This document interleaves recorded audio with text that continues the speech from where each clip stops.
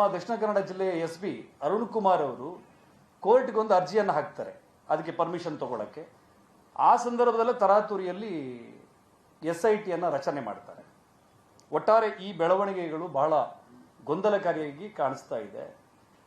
ಪರಮೇಶ್ವರ್ ಅವರು ಕೂಡ ಏನು SITಯ ಮಧ್ಯಂತರ ವರದಿಯನ್ನು ಸಲ್ಲಿಕೆ ಮಾಡಿರುವುದರ ಬಗ್ಗೆ ಏನು ಉಲ್ಲೇಖ ಮಾಡಿಲ್ಲ. ಈಗ ಗೃಹ ಸಚಿವರಾಗಿ ಪ್ರಿಯಾಂಕ ಖರ್ಗೆ ಅವರಿದ್ದಾರೆ. ಪರಮೇಶ್ವರ್ ಅವರು ಮುಚ್ಚಿಟ್ಟ ಸತ್ಯವನ್ನು ಪ್ರಿಯಾಂಕ ಖರ್ಗೆ ಅವರು ಬಯಲು ಮಾಡಬೇಕು.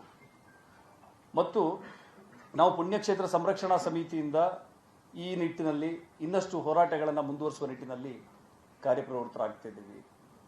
ಇಲ್ಲಿ ಪ್ರಕಾಶ್ ರಾಜ್ ಅವರ ಎಂಟ್ರಿ ಮತ್ತು ಅದರಲ್ಲಿ ಭಾಳ ಈ ಚಿನ್ನಯ್ಯನ ರಿಪೋರ್ಟನ್ನು ನೀವು ಗಮನಿಸಬಹುದು. ಪಾಯಿಂಟ್ ನಂಬರ್ 19ನಲ್ಲಿ ಆ ರಿಟ್ ಅರ್ಜಿಯಲ್ಲಿ 19ರಲ್ಲಿ ಅವನು ಉಲ್ಲೇಖ ಮಾಡ್ತಾನೆ, ನನ್ನ ಕಿವಿಗೆ ಹೆಡ್ಫೋನನ್ನು ಹಾಕಲಾಗಿತ್ತು ಅಂತ ಹೇಳಿ. ನಾವು ಅವಾಗಲೇ ಪ್ರಶ್ನೆ ಮಾಡಿದ್ವಿ, ಆ ವ್ಯಕ್ತಿಯನ್ನ ಸರ್ಕಾರಿ ಸುಪಾತಿಯಲ್ಲಿ ಇರಿಸ್ಕೊಳ್ಬೇಕು ಅಥವಾ ಯಾವುದೋ IBಯಲ್ಲಿ ಇರಿಸಿಕೊಂಡು ಆತನಿಗೆ ರಕ್ಷಣೆಯನ್ನು ಒದಗಿಸಬೇಕಿತ್ತು. ಆದರೆ ಏನು ಈ ಷಡ್ಯಂತ್ರದ ಭಾಗ ಯಾರಿದ್ದಾರೆ ಅವ್ರ ಜೊತೆಗೆ ಉಳಿಲಿಕ್ಕೆ ಅವಕಾಶ ಕೊಟ್ಟ ಕಾರಣಕ್ಕೆ ಅವನ ಕಿವಿಗೆ ಹೆಡ್ಫೋನನ್ನು ಹಾಕಿ ಆತನಿಗೆ ಡೈರೆಕ್ಷನ್ ಅನ್ನು ಕೊಡ್ತಾ ಇದ್ರು.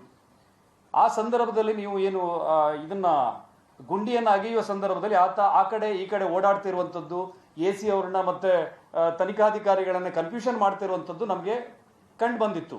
ನೀವು ಮಾಧ್ಯಮದಲ್ಲಿ ವರದಿ ಮಾಡಿದ್ರಿ.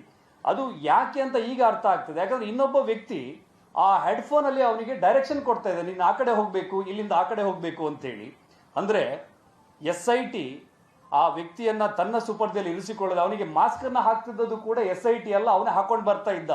ಮಾಸ್ಕ್ ಹಾಕುವ ಹಿಂದಿರುವಂಥ ರಹಸ್ಯವೇ ಅವನನ್ನು ಪೂರ್ತಿ ಮಾಸ್ಕಿಂಗ್ ಮಾಡಲಿಕ್ಕೆ ಕಾರಣವೇ ಇವರ ಹೆಡ್ಫೋನನ್ನು ಅಲ್ಲಿ ಇಡುವಂಥದ್ದು. ಪಾಯಿಂಟ್ ನಂಬರ್ 19ರಲ್ಲಿ ಇದೆ.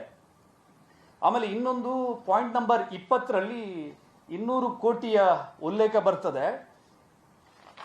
200 ಕೋಟಿ ವೆಚ್ಚ ಇದು ನಿನಗೇನು ಕೊಡೋದು ದೊಡ್ಡದಲ್ಲ, ನಿಂಗೊಂದು 50 ಲಕ್ಷ ಕೊಡ್ತೀವಿ, ಮನೆ ಕಟ್ಟಿಕೊಡ್ತೀವಿ. ವೀರೇಂದ್ರ ಹೆಗಡೆ ಜೈಲಿಗೆ ಹೋದರೆ ಇದು ಬಹಳ ಮುಖ್ಯವಾದಂಥ ಪ್ರಶ್ನೆ. ಪ್ರಕಾಶ್ ರಾಜ್ ಅವರು ಇವತ್ತು ವೀರೇಂದ್ರ ಹೆಗಡೆ ಅವರ ಬಗ್ಗೆ ಬಹಳ ಮೆಚ್ಚುಗೆ ವ್ಯಕ್ತಪಡಿಸಿ ಮಾತಾಡಿದ್ದಾರೆ, ನಮ್ಗೆ ಬಹಳ ಖುಷಿ ಅದು.